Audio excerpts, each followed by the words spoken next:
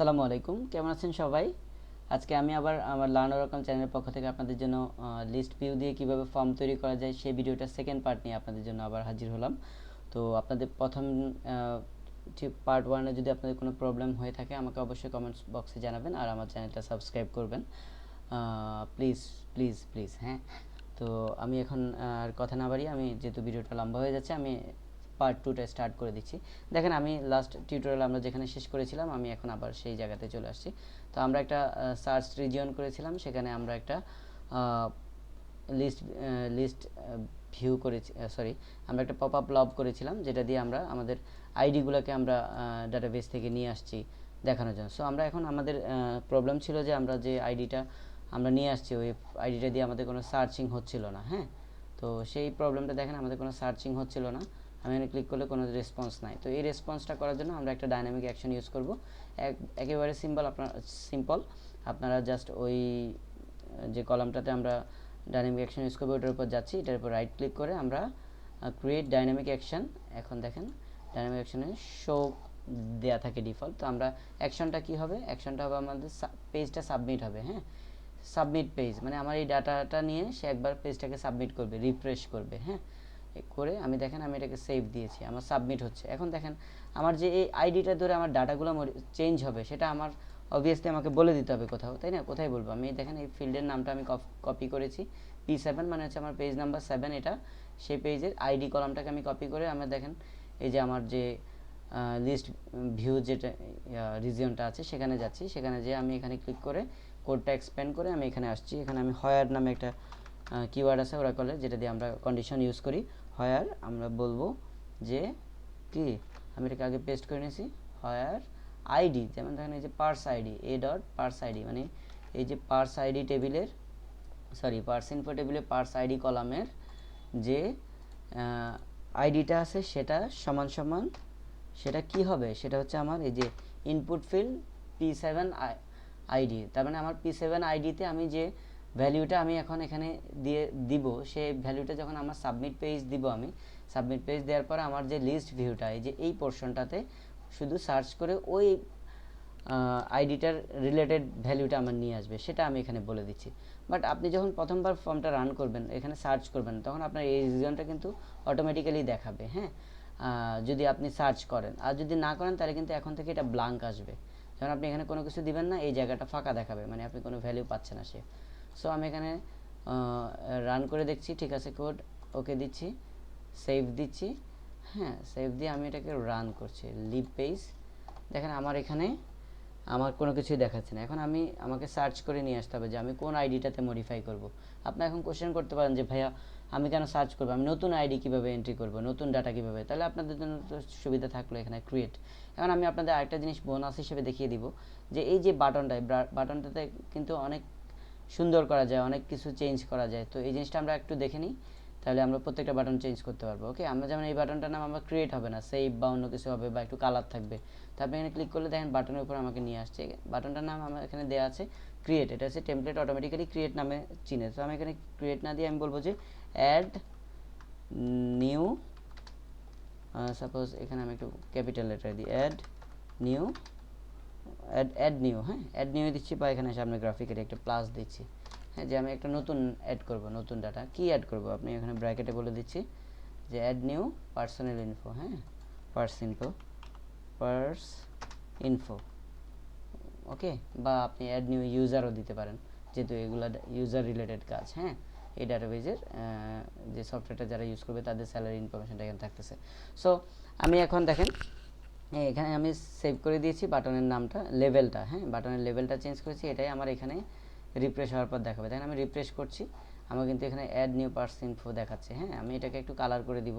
যেমন এখানে দেখেন অ্যাপিয়ারেন্স, এখানে কিন্তু বাটনে কিছু কাজ করা, যেমন আইকন, যদি আপনি আইকন দেন শুধু আইকন থাকবে, টেক্সটটা দেখাবে না। আর আমি চাচ্ছি টেক্সট উইথ আইকন, আমার টেক্সটটাও থাকবে, মানে এই লেখাটাও থাকবে সাথে সাথে একটা আইকন দেখাবে। দেখেন এখানে আমার আইকনের জন্য আবার আমাকে আইকন কিন্তু ডিফল্ট কিছু আইকন অ্যাপেক্সে দিয়ে দেয়। হ্যাঁ, তো আমি এছাড়া আপনি কাস্টম আইকন ইউজ করতে পারবেন, আমি এগুলো অ্যাডভান্স দেখাবো আপনাদের পরে। যেমন এখানে যদি আমি প্লাস নামে একটা আমার বাটন আছে, তো আমি যদি প্লাস দিই দেখেন এখানে অনেক সুন্দর সুন্দর বাটন আছে, কোনটা নেবেন? সাপোজ আমি এটা নিলাম প্লাস সার্কেলটা। হ্যাঁ, সেভ দিচ্ছি। আর এটাকে আমি বাটনটা যদি হট করি তাহলে আমার এখানে একটা ব্যাকগ্রাউন্ড আসবে। হ্যাঁ, তো তো আমি এখানে হট দিয়েছি। তো আর এখানে আপনি এছাড়া আপনি কিছু মডিফিকেশন এখানে করতে পারেন, আমি ওগুলোতে আর যাচ্ছি না।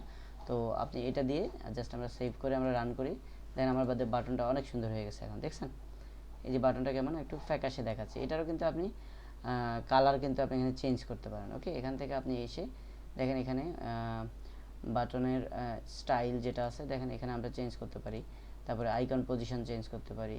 হ্যাঁ, এখন রাইট আছে লেফটে নিতে পারি। তাছাড়া এখানে দেখেন এই যে আমি যদি এটাকে সাকসেস দিই, ওকে দিই, সাকসেস দিয়ে আমি সেভ দিচ্ছি, দেখেন আমার সাকসেস দিলে এটা কিন্তু নর্মালি ওই যে আমার আইকনের কালার হয়ে গেছে, নাহলে এটা গ্রিন হওয়ার কথা। তো যাই হোক আমরা এটা নিয়ে এখন ডিটেলস দেখব না, আমরা পরবর্তীতে বাটন বা ইউআই নিয়ে যখন দেখবো তখন আমরা ভালো করে থিম দেখার সময় এগুলোতে দেখে নিব।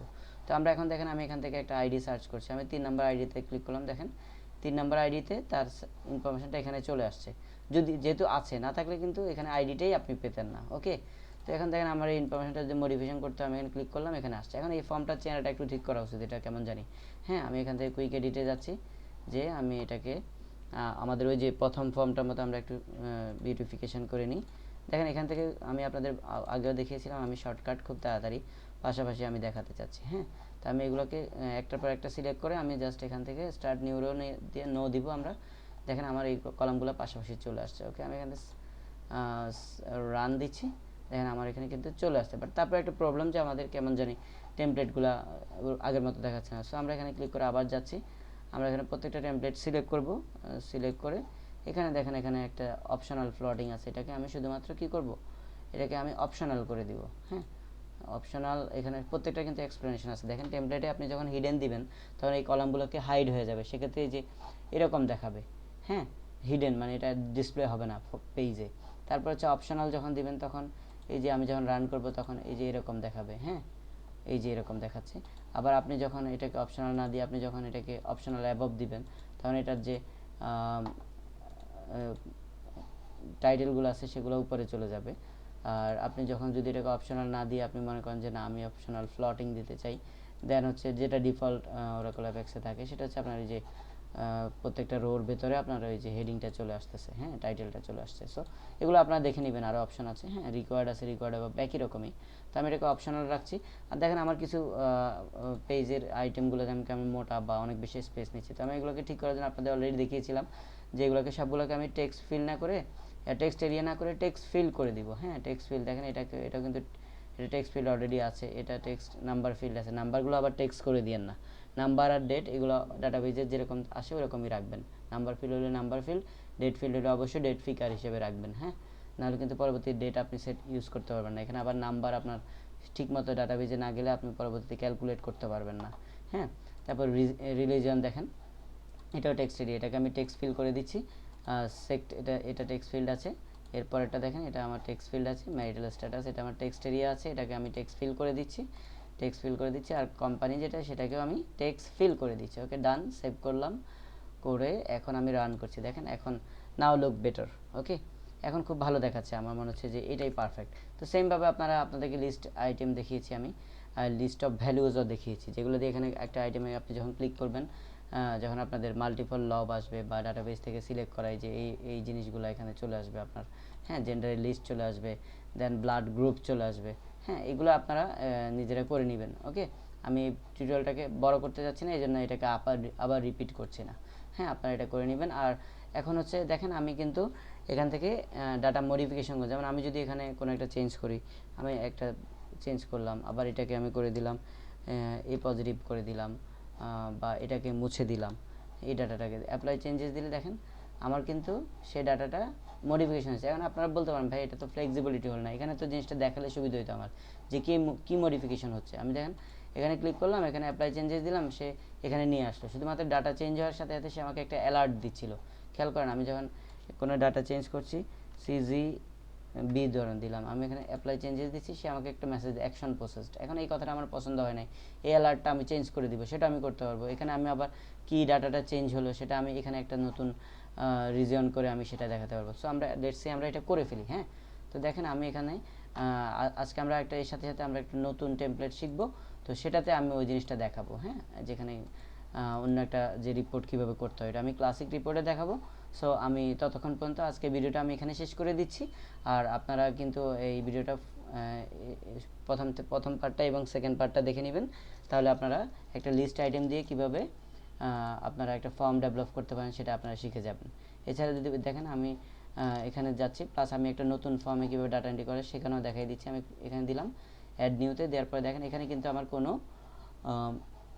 চেঞ্জ আসে নাই। ওকে, আবার এখানে দেখেন ক্রিয়েট আসছে। তো আমরা এখানে আমাদের জন্য একটু কনফিউজ হয়ে যাবে জিনিসগুলো।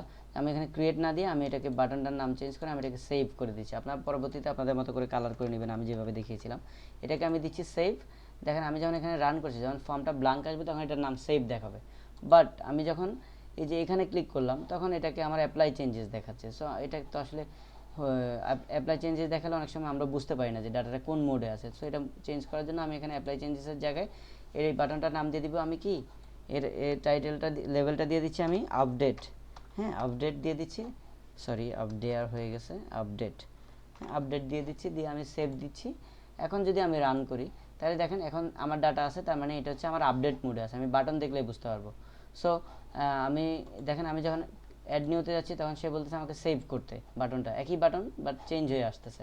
আবার আমি যখন অ্যাড নিউতে যাচ্ছি সেভ, সরি, আর আমি যখন এই যে ডাটাটাকে যখন মডিফাই করতে যাচ্ছি তখন কিন্তু সে আমাকে আপডেট হিসেবে দেখাচ্ছে, কারণ আমি এখানে ডাটা পাচ্ছে সে। হ্যাঁ, তো এই দুইটা জিনিস আপনারা একটু ভালো করে খেয়াল করবেন। আর নেক্সট পরে যেটা আমরা দেখতে যাচ্ছি এটা আমরা নেক্সট টিউটোরিয়ালে দেখাচ্ছি।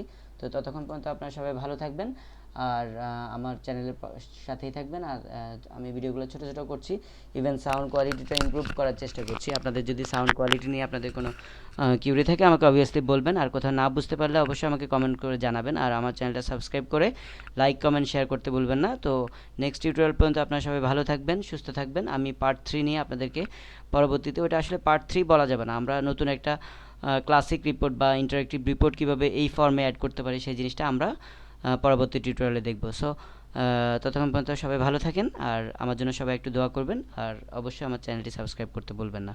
আসসালামু আলাইকুম, আল্লাহ হাফিজ।